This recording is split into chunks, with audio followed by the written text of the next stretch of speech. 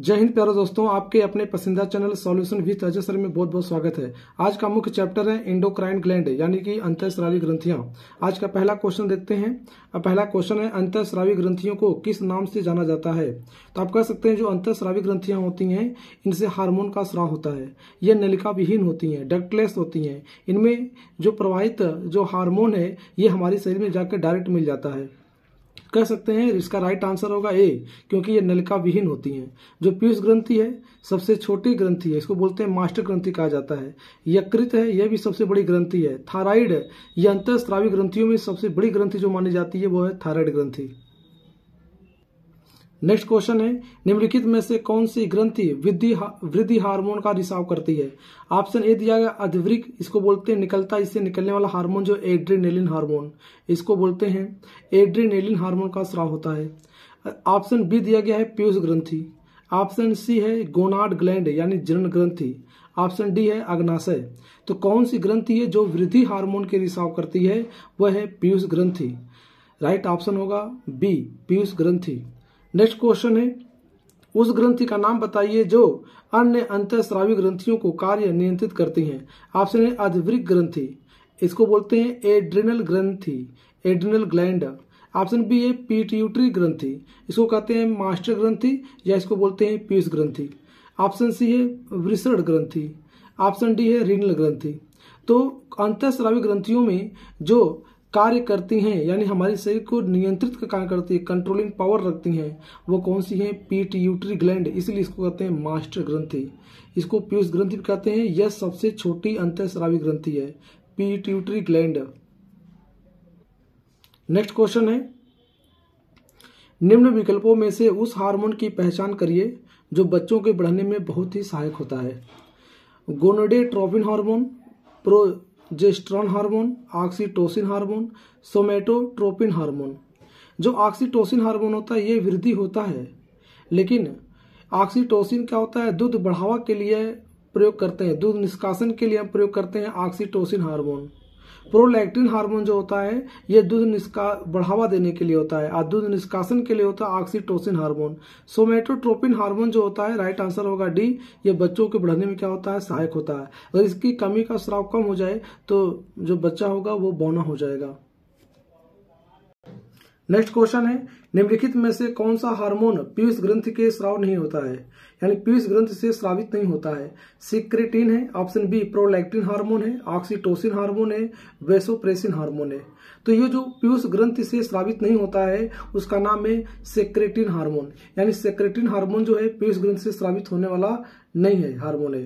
Prolactin hormone जो है यह दूध को बढ़ावा देने वाला हार्मोन जो कहलाता है प्रोलैक्टिन हार्मोन। दूध स्रावित करने के लिए, दूध निष्कासन के लिए ऑक्सीटोसिन हार्मोन का प्रयोग करते हैं। नेक्स्ट क्वेश्चन है, हार्मोन के रूप में कार्य करने वाली प्रोटीन का उदाहरण है। जो हार्मोन के रूप में कार्य करने वाली प्रोटीन है, ऑप्शन ए है trypsin, option B oxytocin, option C है केराटिन, ऑप्शन डी है केसिन। तो हार्मोन के रूप में प्रोटीन का उदाहरण है, एक प्रोटीन का भी काम करती है, एक प्रकार का हार्मोन भी है। तो राइट आंसर होगा इसका ऑक्सीटोसिन। नेक्स्ट क्वेश्चन है, मानव शरीर की कौन सी ग्रंथि पीयूष ग्रंथि से हार्मोन के स्राव को नियंत्रित करने का कार्य करती है? ऑप्शन ए दिया गया हाइपोथैलेमस, जिसको बोलते हैं मास्टर ऑफ मास्टर ग्लैंड।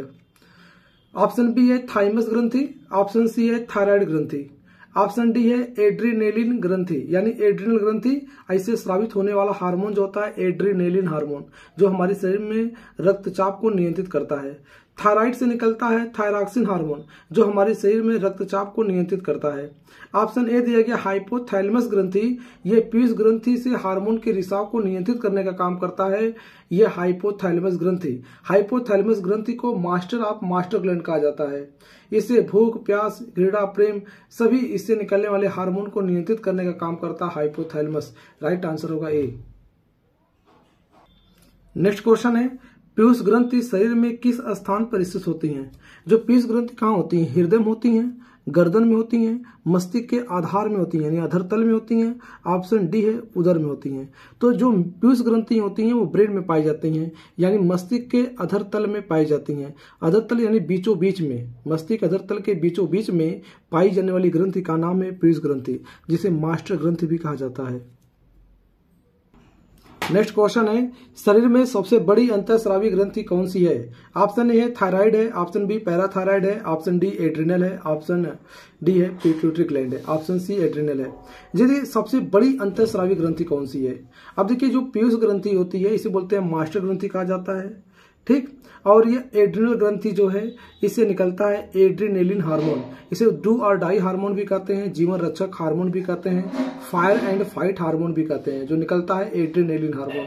तो इससे कौन सा हार्मोन निकलता है? एड्रिनेलिन नामक हार्मोन का स्राव होता है। इसे डू और डाई हार्मोन भी कहा जाता है। ये पैराथायराइड जो हार्मोन होता है, ये पैराथायराइड जो ग्रंथियां हैं, यह ग्रंथियां जो थायराइड के ठीक पीछे पाई जाती हैं। इनकी संख्या आकार में कितनी होती है? 4 होती है। जो सबसे बड़ी अंतःस्रावी ग्रंथि है उसका नाम है थायराइड, जिसको बोलते हैं ओटो ग्रंथि। और इससे निकलने वाला हार्मोन जो है थायरॉक्सिन हार्मोन। अगर इसकी कमी हो जाए तो व्यक्ति को आयोडीन की कमी यानी कि घेगा रोग हो जाएगा। नेक्स्ट क्वेश्चन है,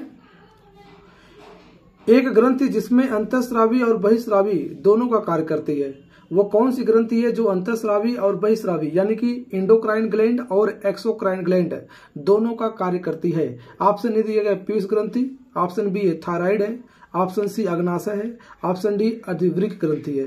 तो वो कौन सी ग्रंथि है? देखिए अग्नाशय है, क्योंकि अग्नाशय में क्या होता है, यह अंतःस्रावी और बहिस्रावी यानी कह सकते हैं यह मिक्स्ड ग्लैंड है। यह जो है मिक्स्ड ग्लैंड है। मिक्स्ड ग्लैंड यानी कि यह मिश्रित ग्रंथि है। और जो मिश्रित ग्रंथि होता है वह अंतःस्रावी और बहिस्रावी दोनों हार्मोन का स्राव करता है। यानी से एंजाइम का भी स्राव होता है और हार्मोन का भी स्राव होता है। यानी कि इसे हार्मोन को भी स्रावित करता है और यह एंजाइम का भी स्रावित करता है। इसको बोलते हैं मिक्स्ड ग्लैंड यानी कि अग्नाशय है। नेक्स्ट क्वेश्चन है, इंसुलिन के अति स्रावण से कौन सा रोग हो जाता है? इंसुलिन के अति स्रावण से कौन सा रोग हो जाता है? ऑप्शन दिया है डायबिटीज यानी मधुमेह दिया गया है, ऑप्शन बी है हाइपोग्लाइसीमिया है, ऑप्शन सी हेपेटाइटिस है, ऑप्शन डी एनीमिया है।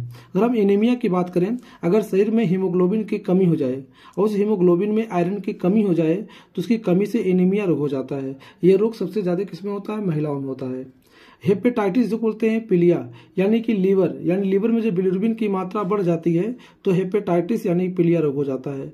ये देखिए डायबिटीज है, जब हमारे शरीर में रक्त में ग्लूकोज का स्तर बढ़ जाता है, ग्लूकोज की मात्रा बढ़ जाती है तो डायबिटीज हो जाता है। और डायबिटीज की कम करने के लिए हम क्या करते हैं, इसके बचने के लिए इंसुलिन का इंजेक्शन लगाया जाता है। इंसुलिन कौन सी धातु पाई जाती है? इंसुलिन में जस्ता धातु पाई जाती है। लेकिन यहाँ क्वेश्चन बोला गया है इंसुलिन के अति स्रावण से कौन सा रोग हो जाता है? तो ऑप्शन बी होगा, हाइपोग्लाइसीमिया हो जाता है।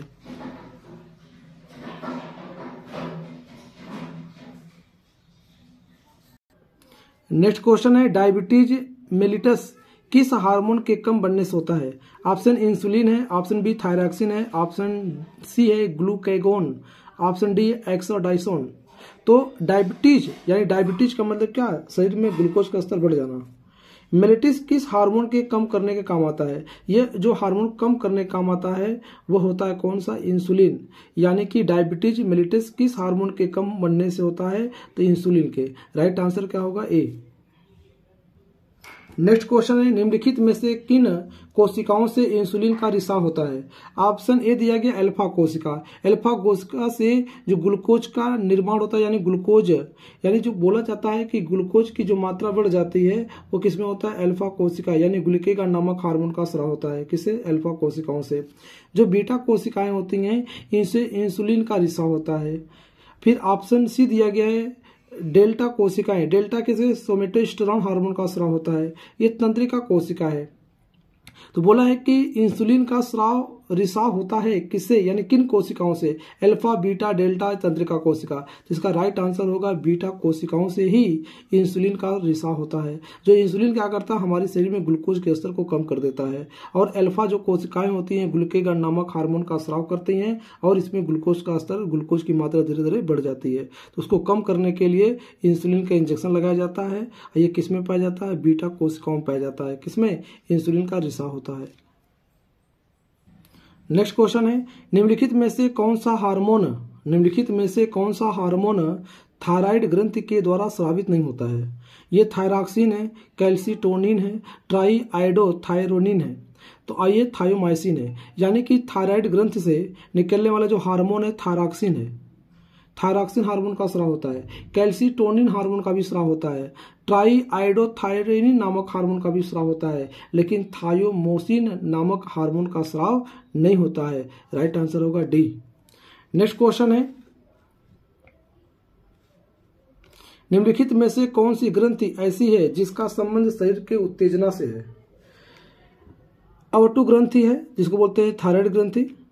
ऑप्शन बी है अधिवृक्क ग्रंथि, इसको कहते हैं एड्रिनल ग्रंथि। ऑप्शन सी है अग्नाशय, जिसको बोलते हैं पेनक्रियाज। ऑप्शन डी है पीयूष, जिसे कहता है पिट्यूटरी ग्लैंड। अब देखिए अवटु ग्रंथि, इसको बोलते हैं थायराइड ग्रंथि।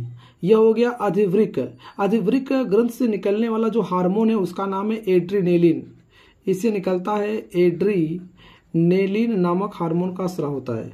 यह हमारे शरीर में एक उत्तेजित हार्मोन है, यानी उत्तेजक का कार्य करता है। यह उत्तेजना लाता है, शरीर को उत्तेजना लाने का काम करता है, यही है इसकी। इसीलिए इसको बोलते हैं डू और डाई हार्मोन, जीवन रक्षक हार्मोन भी कहा जाता है।